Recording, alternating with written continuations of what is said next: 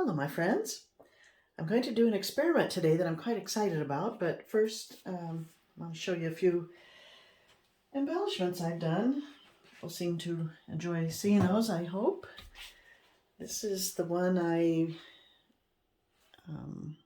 poured this background with an embellishment in mind. It's not what I intended to paint on here, but with the colors that came out, I had this beautiful rose picture that I wanted to paint and just seemed to fit nicely on there. I have not yet varnished it. This has to cure. I just did it yesterday, but I'm happy with the way that came out. I added some little dewdrops on there to bring it to life.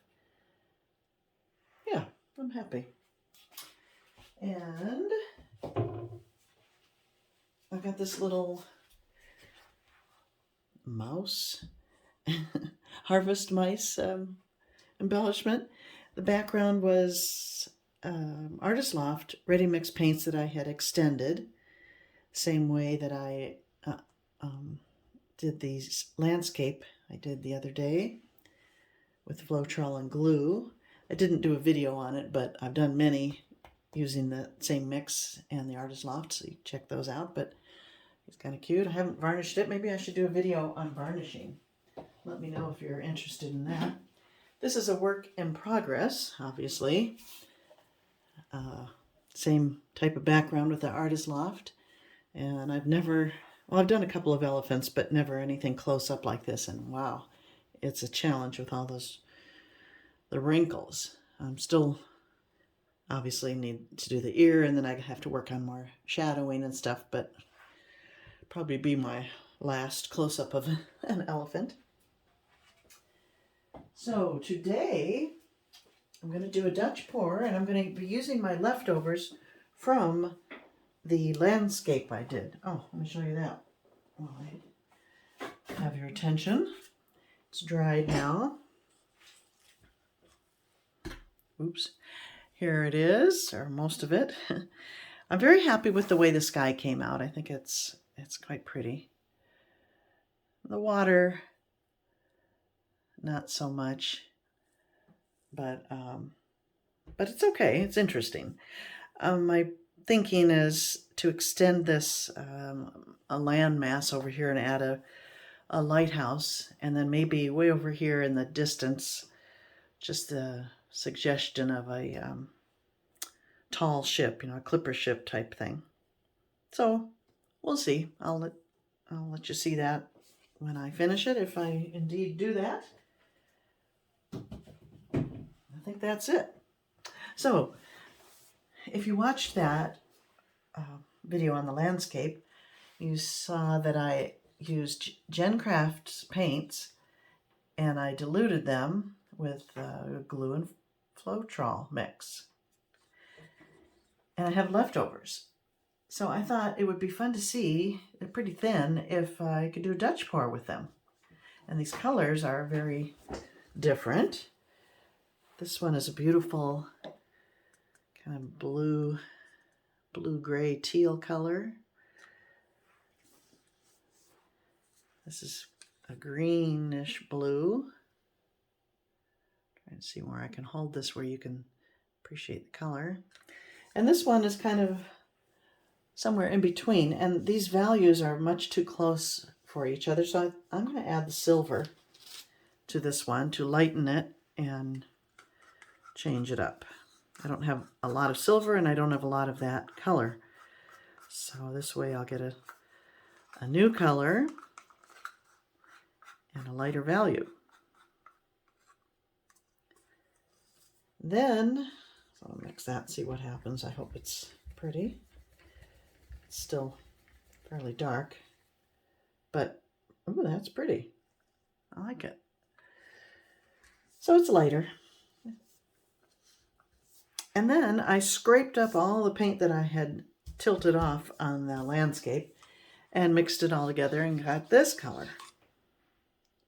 So I'm going to use that too. So I'm going to use those 4 colors in a Dutch pour on a white background. That's the plan. So let me pause here and get the white base coat down, and I shall return. Okay, I'm back. Now, if you are new to my channel or new to doing Dutch pours, you can see how the base coat is done by watching my wine series, where they're on a smaller canvas, and so I do it on camera.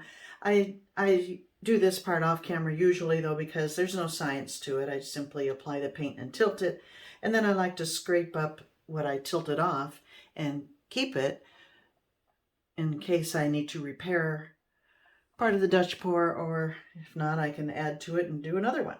So that's my MO. As always, I put my full recipe and ratios down below in the description box. There's no mystery here. And another thing I should point out is that I think my mix is probably a little thicker than most people use. And that's because I prefer the look I get when the mix is a little on the thick side. Oh, can't do that. I like smaller cells, and it's just a different look when your mix is a little thicker. So that's that. The other question is going to be, how do these Gencraft paints mix, they're ready mix paints, how do they work with the base coat? Because the base coat is my usual Floetrol water and paint. I used part Artist Loft and part, what was the other one? Acrylic Essentials. So, I don't know. We'll see how it sells up and what happens. And I'll stop talking now and get to work. I'm going to start with this lightest color I have and lay out my lines. I think I'll do a kind of a three-pronged thing.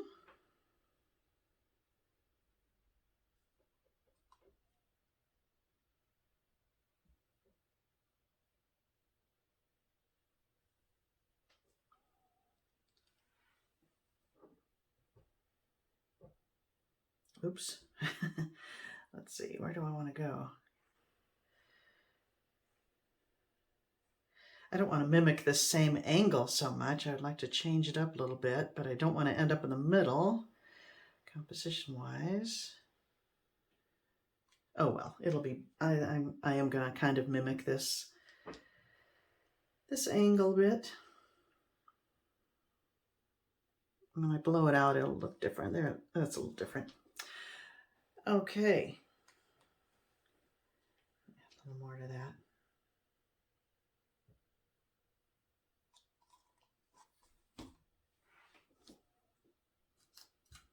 I'll go to maybe the green.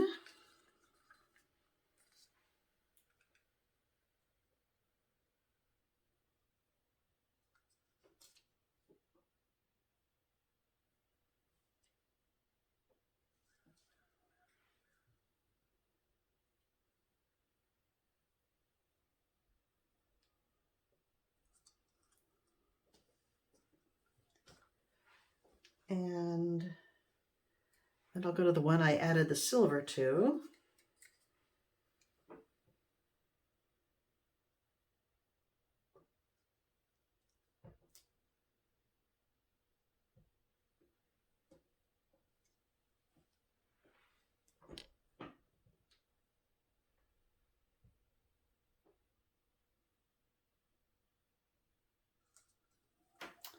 I've still got paint left. And now the darkest one.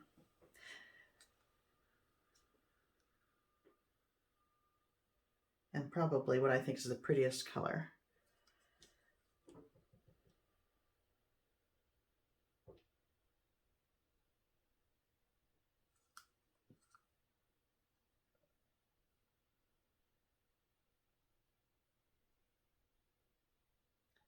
Yay, I used one up. Okay.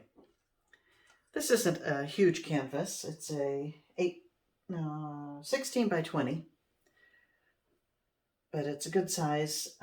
You need a large-ish canvas, I feel, for Dutch pour, because you want to be able to blow that paint out. You want to move it around.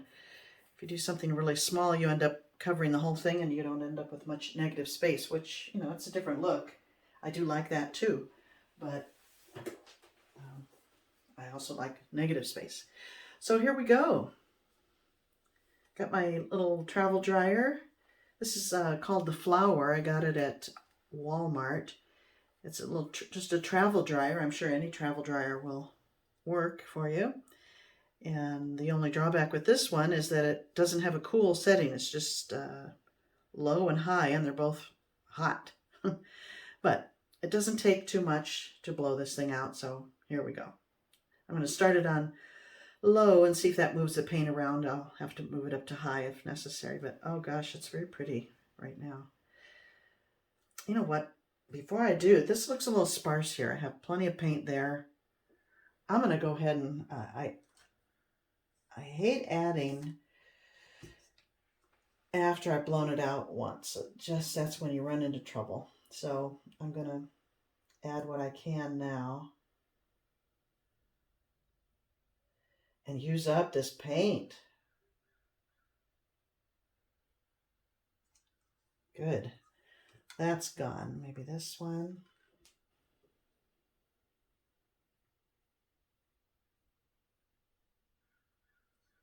I know you're saying blow it out already.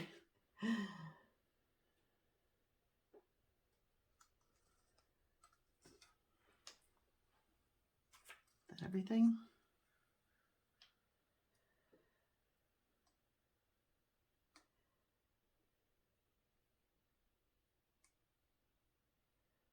Okay, that's pretty much it.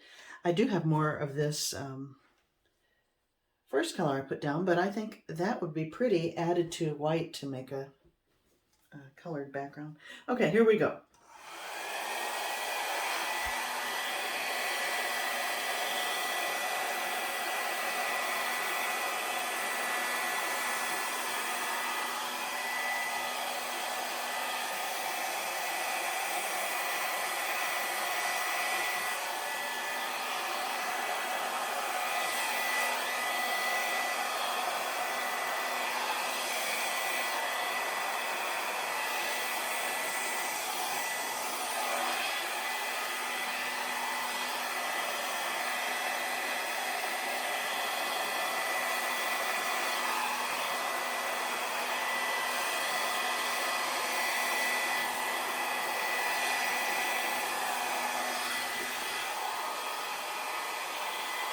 Okay.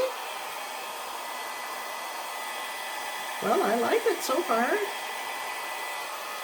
I'm going to blow out some of these edges to get a little more jaggedy. I like that look. So,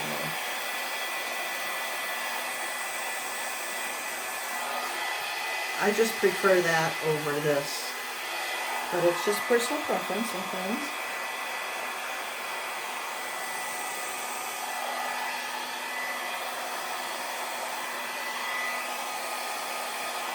Sometimes you risk getting really weird shapes when you go back like this, but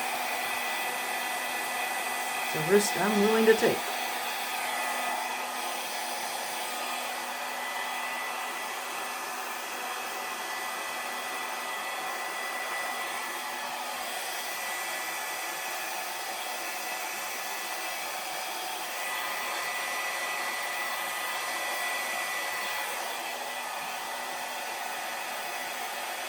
Sometimes you can blow it back if you don't like what you did. Okay, almost done.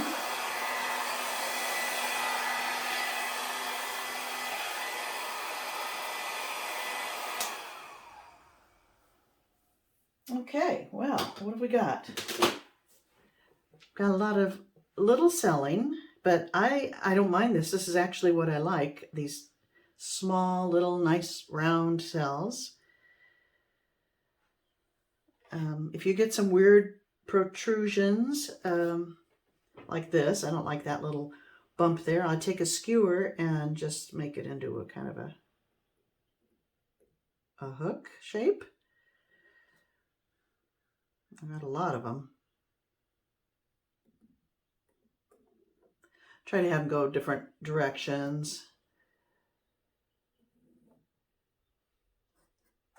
I don't have to do every single protrusion, but if they look funny to me, like this one does, I'm definitely going to change it up. It's subtle, but I think it helps. This looks funny to me.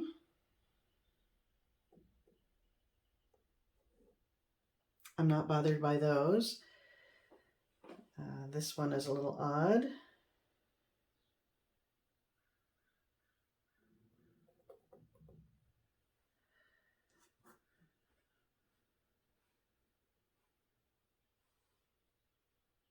Yeah, maybe one more here. Oops. And feel like I need something up here, but I'm not sure. I'll just do this one. Okay, I think that's it. I will check back and see if these cells grow anymore. I have a feeling they're not going to. So I'm pleased with that. And I see a little hair here. Okay, let me bring you in for a closer peek.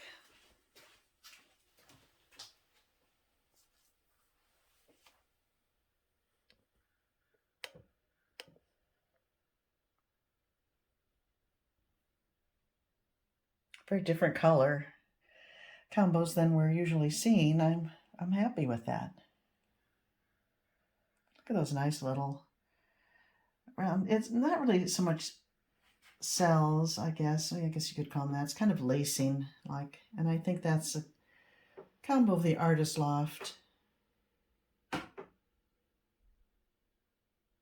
and maybe the Ready Mix paints in combination have this effect.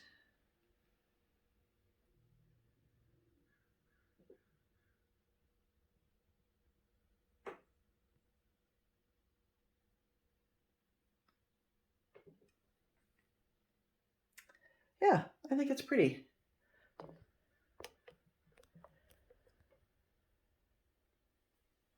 Well, there you have it, my friends. Now that I'm looking at it from this angle, I'm bothered by this section here. I blew it out and then I came back. I'm going to blow that out when I'm going to come back this way.